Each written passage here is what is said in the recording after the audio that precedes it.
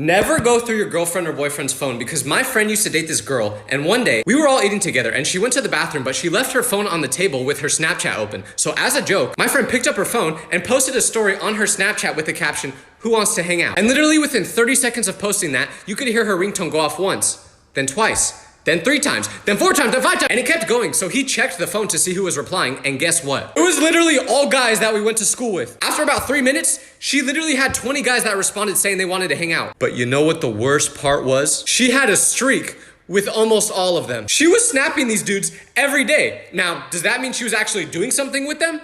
Probably not. But do you think it's weird to snap other people when you're in a relationship, or is that okay? Because if that was my girlfriend, you know what I would do? I would tell her it's okay, and then go home and cry myself to